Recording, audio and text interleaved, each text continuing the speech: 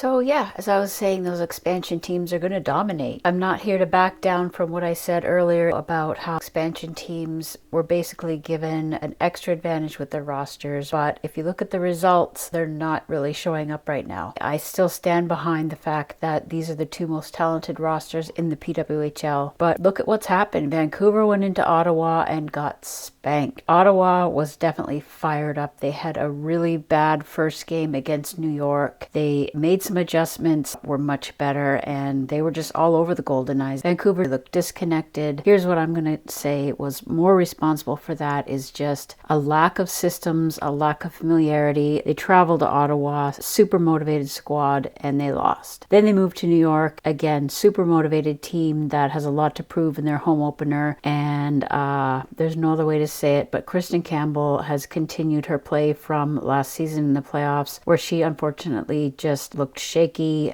The goals that went in were not great. Kristen O'Neill's breakaway goal, as soon as I saw her skating down the ice, I was like, count it. You could just see that Campbell's off her game. On the Seattle side, something similar is happening. These teams have only had 150 days since the draft on June 24th to the opening game of the regular season. So a short training camp, 2 exhibition games, and brand new coaches. Steve O'Rourke has never coached women. He's familiarizing himself with all of the players on his team. His background is in the OHL, the WHL. Brian Nadolski for Vancouver has the advantage of having coached at St. Cloud and also at North Dakota. He's familiar with more than a few players on his team from the Russian League and from coaching Team China. In the press conference after their loss, he said, too many players are trying to do it themselves. That's exactly the recipe for disaster with a team like this. It's like when all-star team gets together or an Olympic team gets together, players that don't normally play together, everyone's highly motivated and just trying to do too much. The main thing that I would chalk this up to is systems, coaching, familiarity, players that haven't played together, systems. I'll just say it again. Not all the players are on the same page. Not all of them have the same experience. The coach himself in Seattle is brand new, just learning everybody's tendency. They're starting definitely 2 or 3 steps behind teams that already have some veterans returning and coaches returning